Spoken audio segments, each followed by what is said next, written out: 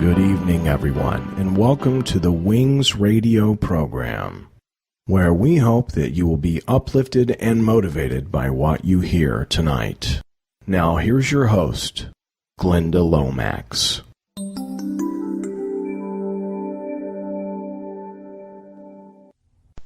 Good evening, Blog Talk listeners. Today is Thursday, September 20th, 2012. You're listening to Wings Radio. I'm your host, Glenda Lomax, and I'm broadcasting from the Dallas, Texas area. Tonight we're going to be doing the next segment in the Spiritual Warfare series, which is Part 4, Signs of Demonic Affliction. So what we're going to be talking about tonight is how can you tell when you are being influenced by demonic forces. It's very important to be able to tell if the demons are harassing you, which they are most of the time, and to identify what demons are afflicting you or the people that you love in order to get free of them.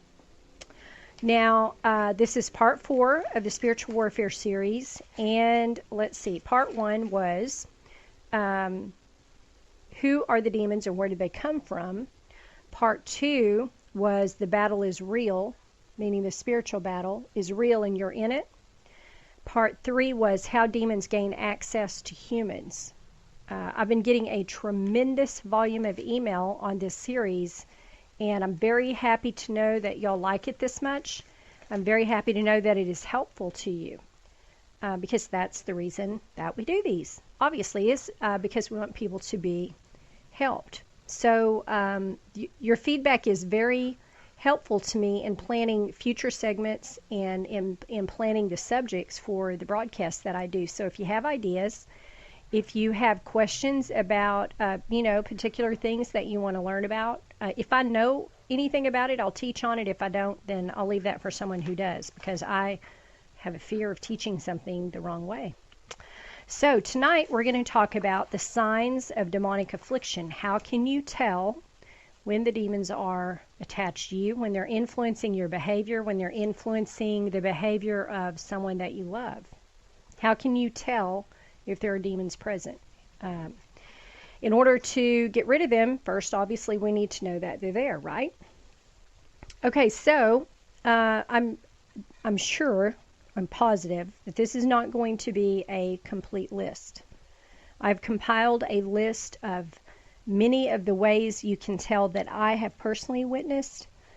Some of them are things that I've gone through myself. Many of them are things that I have seen in deliverance meetings or that I've seen in people that I've helped do deliverance on.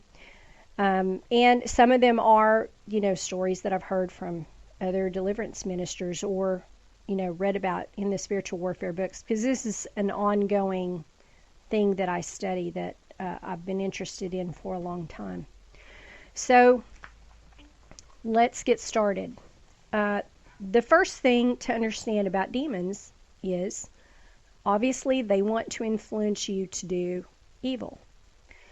Anything that they're trying to influence you to do is going to be pretty much the opposite of what God would want you to do. Demons are going to always try to influence your behavior to go against what the Word of God says to do. Okay, now, sometimes demons are in your house. Not necessarily on you, but they may be in your environment. Maybe you moved into another house, or and I've had emails about this. That's why I want to bring it up before I forget to mention it. But if you see things, what I call poltergeist activity kind of stuff, a long time ago in my 20s, before I was saved, I played around with a Ouija board, and within 48 hours, my house was haunted. And I had never had any of these things happen prior to that time. And after I played around with the Ouija board, I had things like loud footsteps at night. I had all kind of noises in the house, that sort of thing going on. Weird, creepy feelings that you get whenever demonic forces are near you. And I had never experienced any of those things where I had lived, and I had lived there for months. So I attributed it directly to the Ouija board. Of course, I had no idea what to do about it since I was not saved.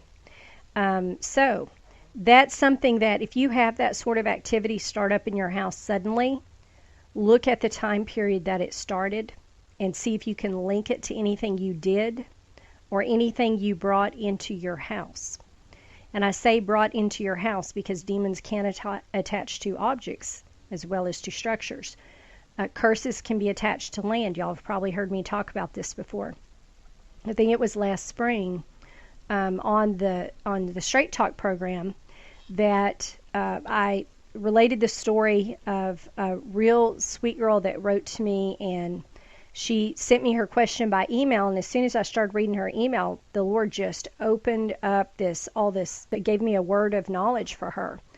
There were accidents that kept happening near her parents' home, and people were killed in the accidents. Some other people were hurt really bad in the accidents, and they were happening to her family members. And the Lord revealed to me that there was a curse, an innocent blood curse on that land, that a murder had occurred on that land. And so he told me to tell her what it was, that she could break it. So I emailed her back and also asked for her permission to share the story on the radio, and she gave me her permission. It turned out she knew about the murder that had occurred on the land. It had happened a really long time ago, like 100 years before our time, and her parents knew about it. They had heard the story, I guess, when they bought the land. But no one realized that because a murder had occurred on the land and no one repented for the murder, that it caused a curse to be attached to the land. That's an innocent blood curse, and it is, has to do with death, so it brought death. So those kind of things can be attached to land. Spirits can be attached to structures. When I moved into this rent house where I live now, 3.5 years ago, within the year, I was severely plagued by a spirit of death and didn't know why. Well, I found out in the last 12 months that someone was killed in this house.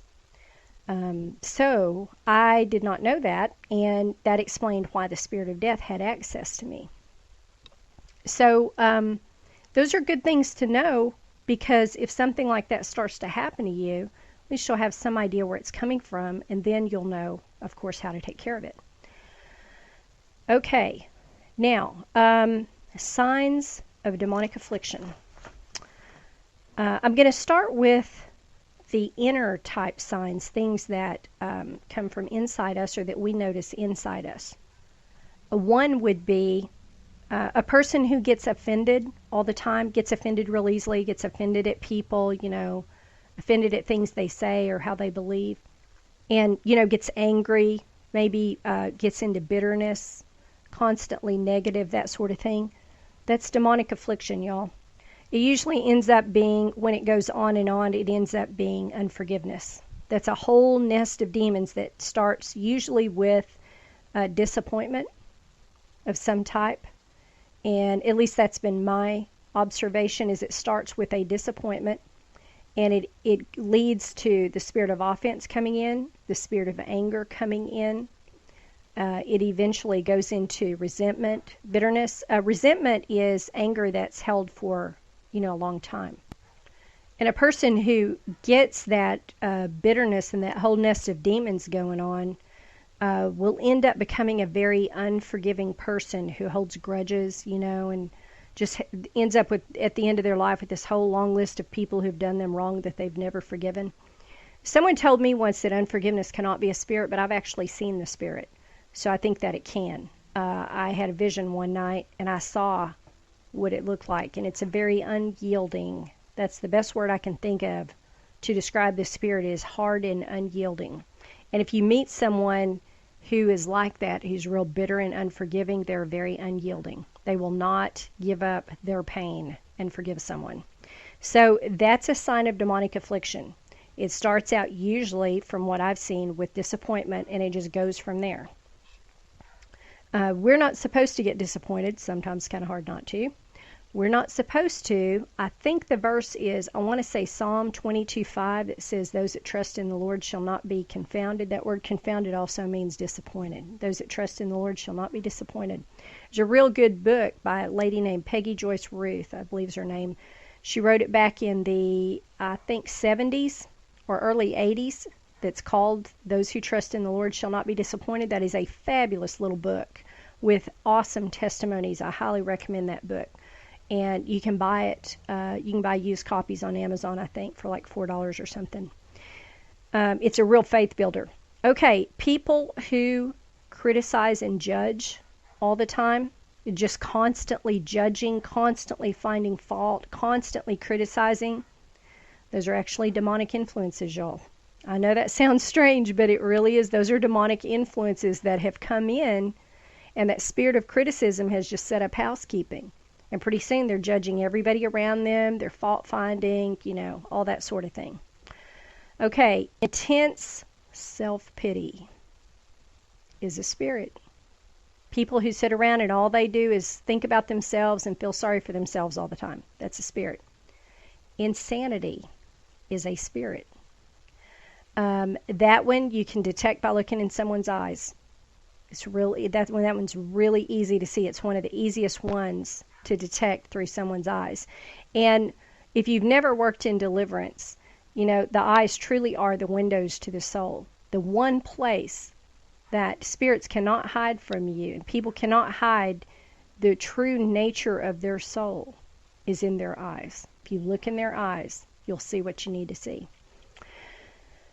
Okay, a refusal or inability to recognize authority. That is a spirit called subjection.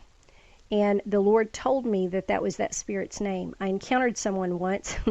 It was just one of those really frustrating type situations, and the person just did not recognize that there were people that were in authority over them. And so, of course, they never submitted to authority. They were constantly rebelling against all that. And I said, Lord, what is the deal? I was praying for them to get better, and I said, Lord, what is going on? And he said there is a demonic spirit on them, and it's called subjection. And it causes the inability they don't even see authority. They don't see different levels of authority. They literally, it's like they're blind to it. They don't recognize it. And that spirit's called subjection. Okay, there's another spirit that comes in when people are abused as children. And it causes, have you ever met someone that whatever you say to them, they totally twist your words around? They just totally twist it and get a completely different meaning that was nothing like what you meant at all, and not even the same intention that you spoke the words with. That is a spirit called injustice. And the Lord told me about that one. These are spirits, subjection and injustice, I've never read about in any books. They may be in some of the books, but I've never found them.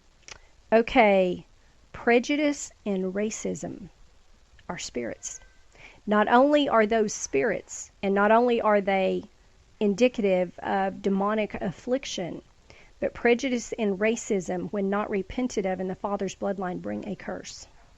They bring a curse on the bloodline. Okay, unbelief brings a curse too, by the way. I don't know if unbelief is a spirit, but it is linked to spirits like the spirit of Antichrist. It's linked to that. And you'll see people who are in, that are agnostic or like atheist. Usually you will find an Antichrist type spirit involved in that. The unbelief curse, the time that I have seen that on someone, it caused them to not be able to pray or worship. Okay, rejection is a spirit. Someone who constantly rejects other people. And one of the marks of the rejection spirit that you'll see that's real easy to see is when they get in relationships, you'll see they're always the person in the relationship. The reason is because they will always find a reason to reject the other person before the other person can reject them. That's the spirit of rejection. That one also often comes in if a person is adopted, whether or not they know about it.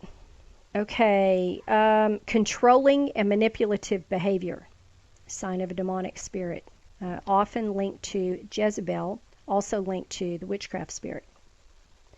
Intense jealousy, intense paranoia, those are the signs that there are demons there. Anyone obsessed with thoughts of death, suicide, or violence. If they are obsessed with those thoughts, those spirits are there putting those thoughts in their head.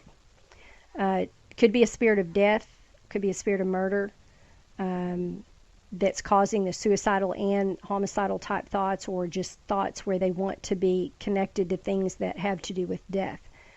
That's that group of spirits there. Obsession with revenge is a sign of demonic affliction.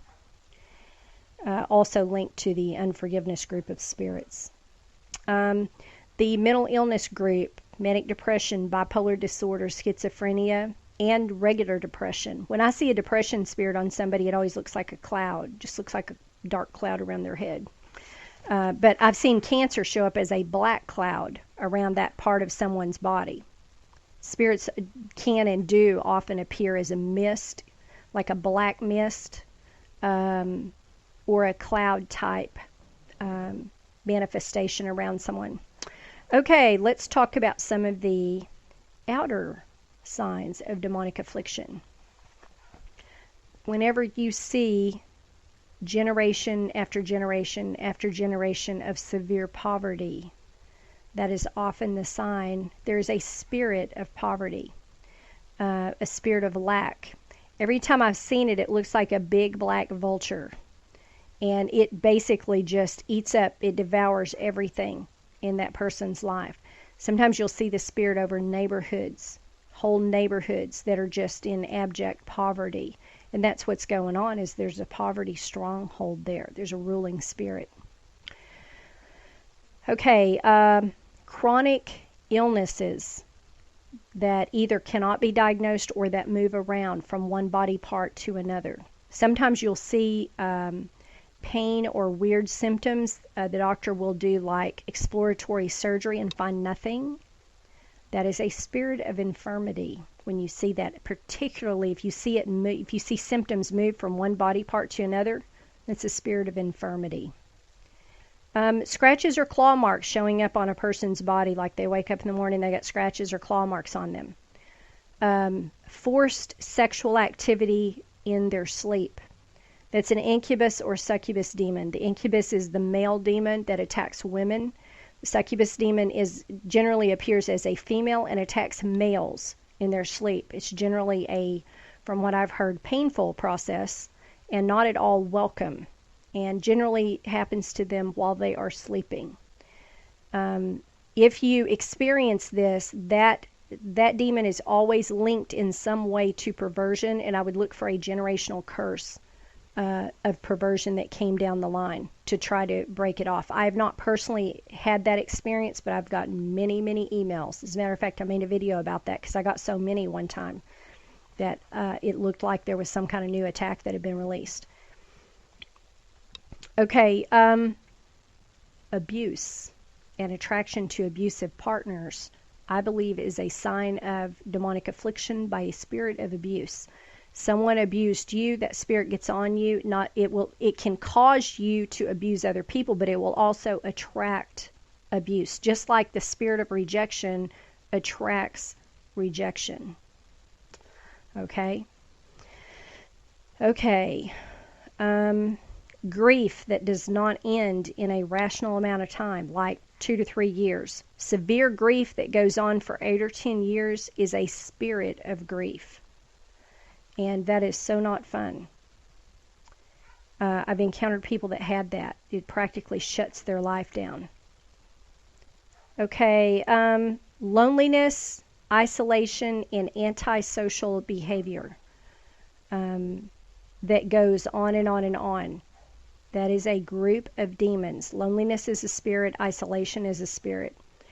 I personally dealt with those for years and had no idea that those were spirits. And that what they do is they make you not want to go around people. Not that you don't like people, you do when you go around them. They make you basically want to stay in the house with all your curtains drawn. It's a very strange thing. And at the same time that you're staying in the house with all your curtains drawn, you're lonely. And you really want to be around people. And you don't understand why you want it at the same time you don't want it. You want to be around people and then you don't. That is a group of spirits. Those spirits do that to keep you from the body of Christ, to keep you from exercising your gifts in the body of Christ and to keep other people from ministering to you. If you have those on you long enough, they'll eventually be joined by other spirits like depression and that sort of thing, possibly suicide. Okay, cutting and other acts of self-mutilation. Those are demonic spirits. Demonic spirits always want to destroy or abuse or misuse the human body, yours and other people's, which leads us to the next thing, sexual perversion. Extremely perverse desires, things like exhibitionism, things like anything that is unnatural use of the body. The Lord told me once that any unnatural use of the body is rebellion and will bring punishment. So any type of sexual perversion, desires that just go on and on and on, there's a demon involved there. There's a demon involved the first time it comes, but when it goes on and on and on, and if you give into it, it will set up a stronghold, and it will bring in many other demons with it.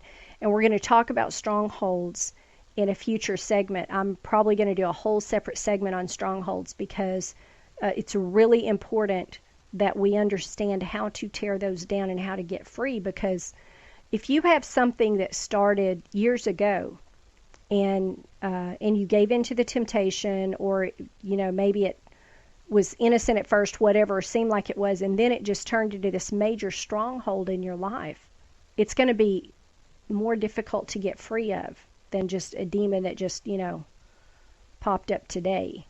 So we need to understand how to get free of those things, how they get started, how they operate, and how to get free. And the Lord's began giving me some revelation on those. So we'll be talking about that in a whole separate episode.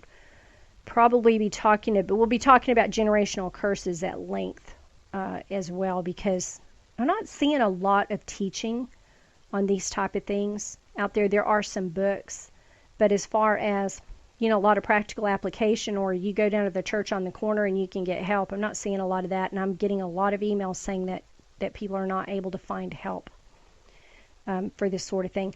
I will mention this. Doug Perry at fellowshipofthemartyrs.com has a team of trained deliverance ministers in Missouri, and they're very good at seeing in the spirit, and they've dealt with a lot of these things and helped people get free. Even people who've been through deliverance over and over at other places have been able to go there and actually get free. So if you find yourself in a real desperate situation and you really need some high-level help, I would recommend contacting them. They do have a website, fellowshipofthemartyrs.com. He has a whole team of people there, and they do this all the time. So if you can't find help somewhere else, I would suggest contacting them, because I don't know of very many groups anywhere that are doing deliverance that you can call them up and go, hey, I need help, and they'll help you. Okay, repeated failure or defeat, where it just happens over and over and over. There is such a thing as a spirit of failure that can get on a person, and a spirit of failure will cause that to happen. That's also one of the curses listed in Deuteronomy chapter 28, by the way. We'll talk about that on a future segment. Constant profanity and uncontrolled bad language. There is a spirit of profanity. That is why, if you don't speak profanity and you get around people who do, you'll find yourself doing it. And that's why. That's because that spirit transferred and got on you. Okay, physical or sexual abuse of yourself or other people. That's demonic affliction. Constantly going around seducing. That's a spirit of seduction. And that's the one that the Lord showed me you can even get through a fashion magazine, which is kind of scary. You might not want to be standing at the checkout stand checking out, the latest issue of Cosmo or something. Which I don't know about you guys. I don't read Cosmo, but, Okay. Excessive pridefulness. Like pridefulness, arrogance, boastfulness. It's a spirit of pride. Anyone who is constantly drawn to darkness, things having to do with death, with violence, with anything dark, that is a sign that there's demonic affliction there. Okay, A person who brings division everywhere they go. That's generally the sign of either a spirit of division or a Jezebel spirit. And you will see this often in churches. You'll see one of these people come into a church. They'll be, they'll give all the time, and pretty soon they'll start like coming against what the pastor says, and the next thing you know, the church is splitting right down the middle. And very often they will confront the pastor and even embarrass him right there in front of everybody. That's a spirit of division or a Jezebel spirit. Pretty ugly and shows up all the time. Okay, severe anger outburst, where you just flip out. I've been delivered to that one a couple of times. That's a spirit of anger. That can come in very early too. Chronic lawlessness and rebellion against authority. Demonic affliction can also be a curse. Constantly having accidents, being really accident prone. If you see someone that it seems like every 2 weeks they're having some kind of accident, that can be a spirit or it can be a curse. I'm not really sure what the spirit is called, but I know for sure it can be a curse. Suicidal tendencies or suicidal thoughts is always a sign of a spirit of suicide or a spirit of murder. Panic attacks. That's demonic. I know y'all are shocked, but it is. Severe fear and anxiety, when it's real chronic, that's also demonic. Okay, if you ever get around a person and you watch them and you see their eyes change real dramatically and go flat, where they get that real flat look, that is the sign that a demon has just taken over. That's not good when you see that, by the way.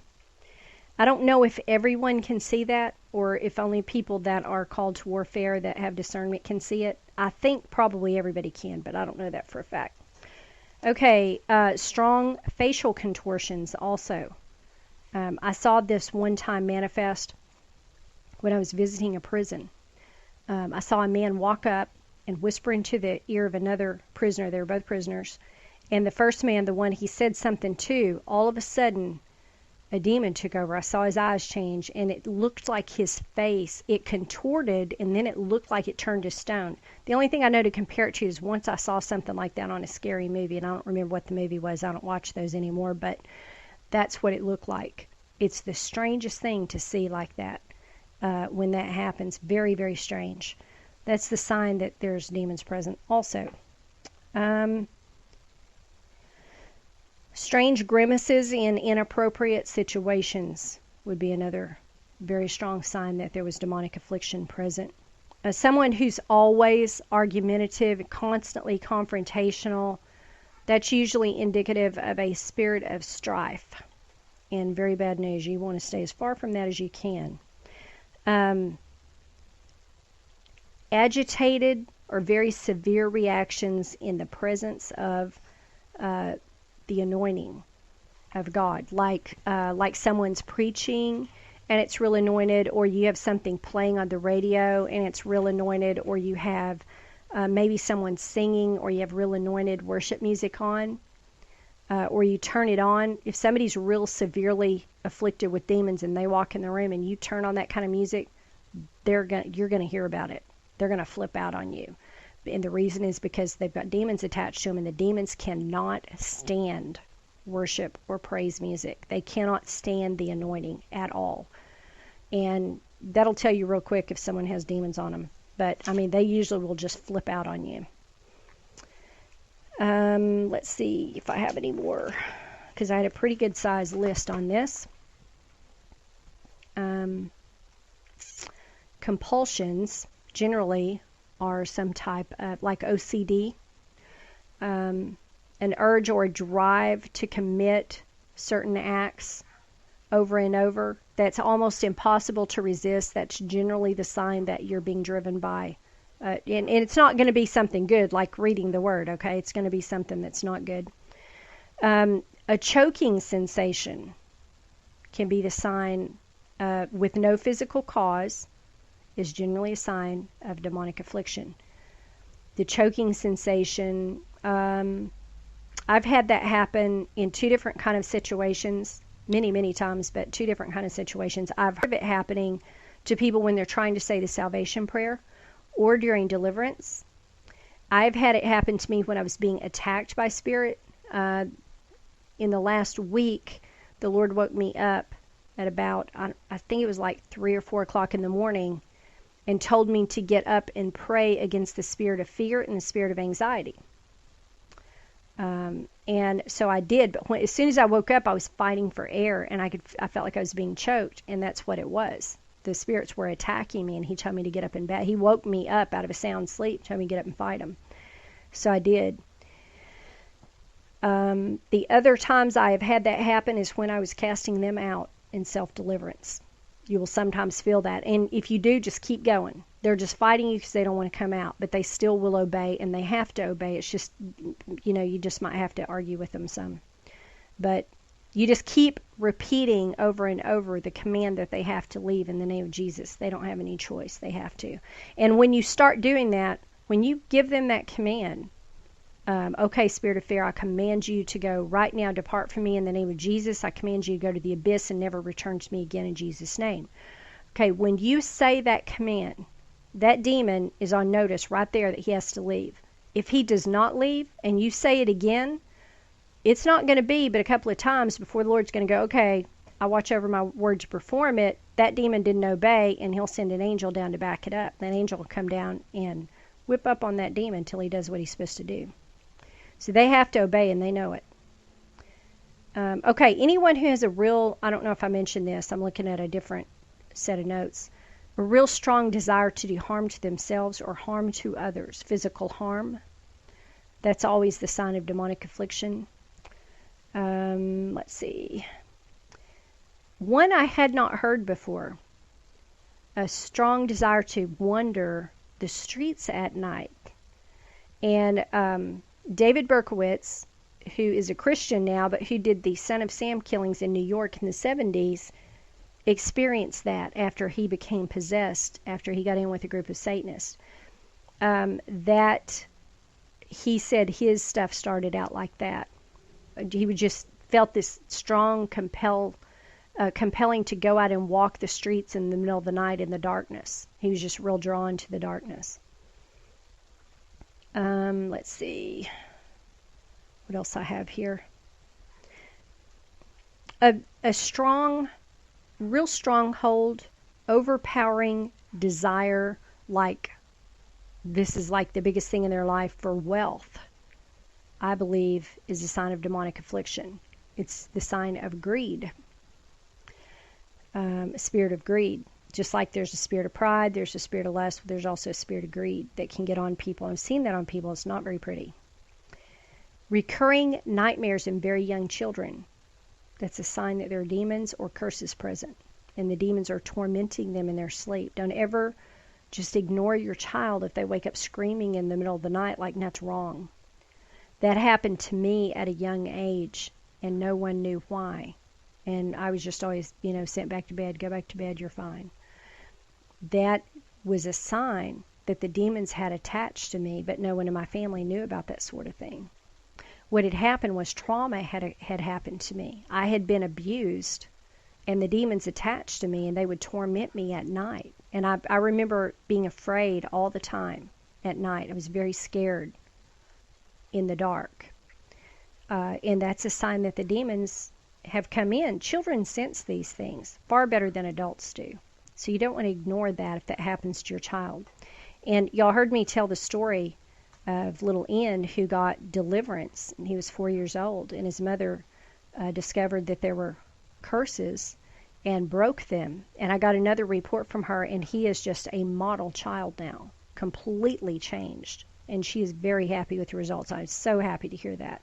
I'm just thrilled that because he was waking up every single night just screaming with nightmares and being tormented. And no child should have to go through that, y'all. That's messed up. No child should have to deal with that. Very young children who threaten to do violence. This was one of the things that this wise mother recognized in Ian was he would, want to go get a butcher knife and cut on people. And you don't do that when you're 4 years old. You don't know to do that when you're 4 years old. Very young children who make violent threats like that or talk about violent acts that they should know nothing about, you should be concerned if you see that in your child. It's, especially if you've kept your child from watching violent shows, and this mother had. Okay. Stronghold of Lying. Compulsive lying is a spirit of lying. That's one. Obviously comes from the father of lies. We talked about the physical infirmities.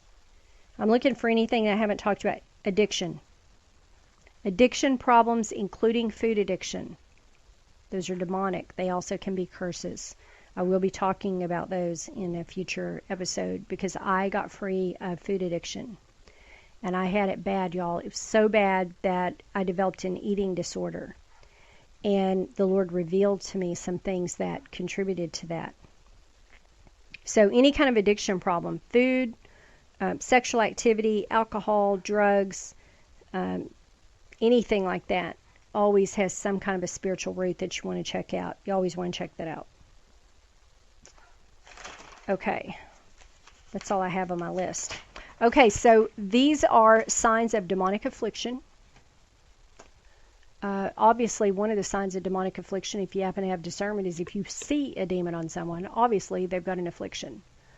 But if you cannot see them or don't see them yet or haven't seen them yet, then what you look for are the symptoms. If you want to diagnose an illness, you look at the symptoms. If you want to diagnose a demon, you look at the symptoms. What does the demon do? What are the behavioral symptoms that are coming through? What is the person doing that's not godlike, not godly, that tells you that something else is there? One of the characteristics of demonic affliction that you will notice in other people and in yourself, and you'll often see this especially in your children or teenagers, if they suddenly just start to do something that's totally out of character, I would look for a demon.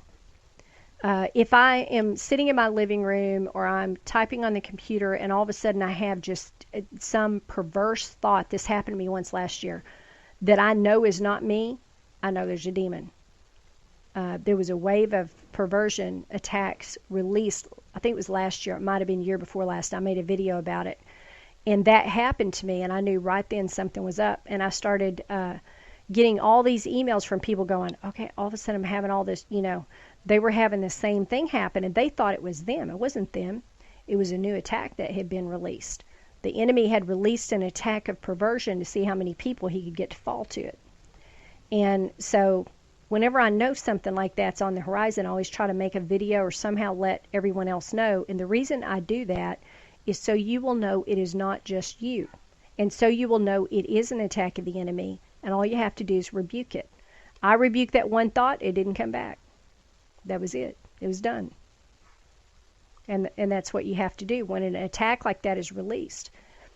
I posted on Facebook, I think it was a week before last, there was some massive attack on everybody's emotions, and I was one of the first people who got hit, and y'all, I didn't do good at all on that one, okay? I completely flipped out for about 2 days, and I am not at all ashamed to admit it. It got me before I knew what hit me, and I was just, my emotions were all over the place, and I said, Lord, I need some revelation on how to deal with all this emotional stuff. This is terrible.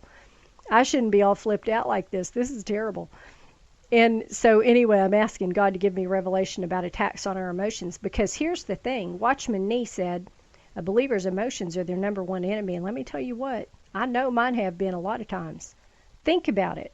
If you didn't have any emotions, if you didn't have any feelings about anything, you could constantly make the right choice in every situation, right?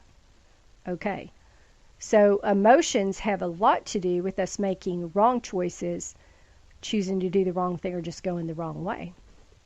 So we need to learn how to handle our emotions properly because of that. And I failed miserably. I posted it on Facebook. And one of my friends on Facebook, she goes, yeah, thanks for the words of wisdom there. And she's like, LOL. And I'm like, yeah, sorry. I said, I'm human, And I mean, I got hit hard, y'all. But other people, I was amazed at how many, I said, is anybody else getting this? Because here's what happened, and I'm just all flipped out. And I got a ton of responses on the Wings of Prophecy Facebook page of all the other people that said, oh yeah, it's at my house too. You know, they were getting hit right and left.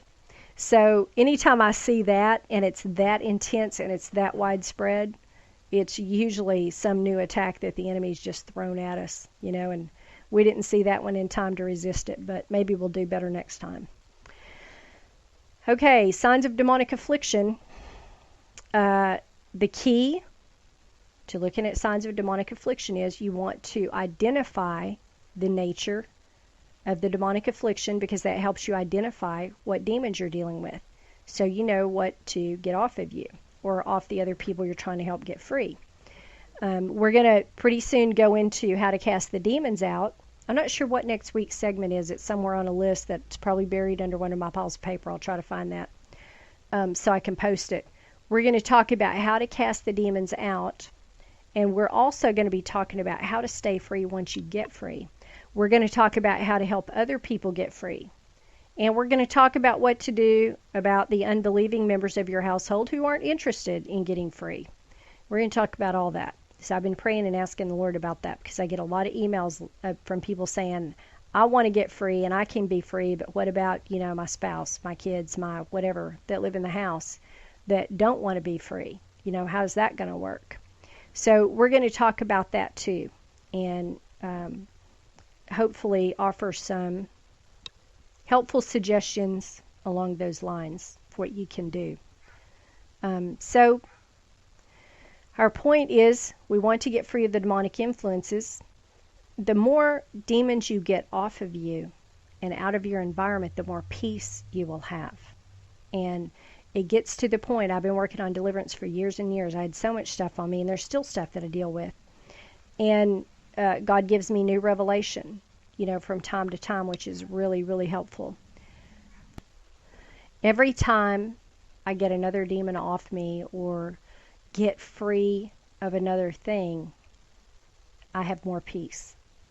And your goal is obviously to get free of everything and walk in peace. It's much easier to walk in holiness and obey the Lord in all things if you don't have all these demons all over you and, you know, curses operating in your life. And the more of the stuff that you get free of, the easier it is to do that. And another thing, the easier it is to hear God.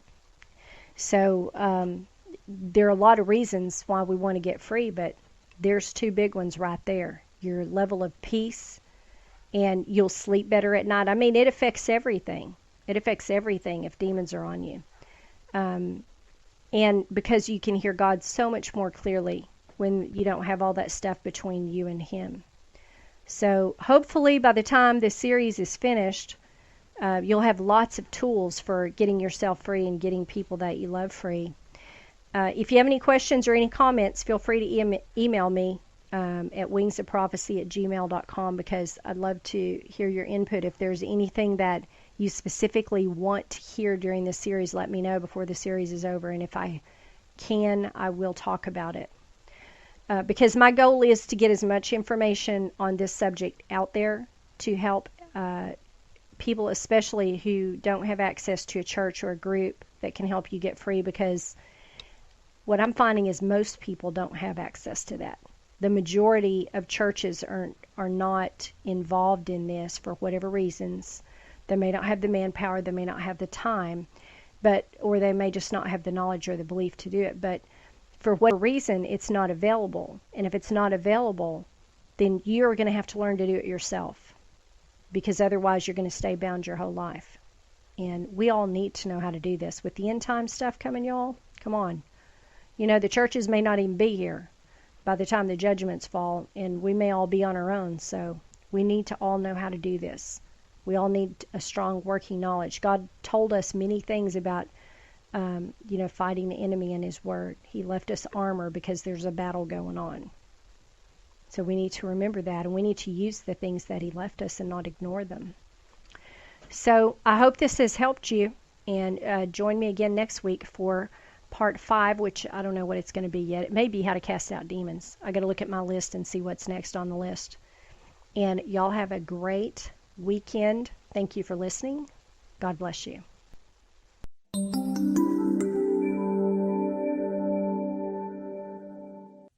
Thank you so much for tuning in to hear Glenda Lomax on Wings Radio tonight.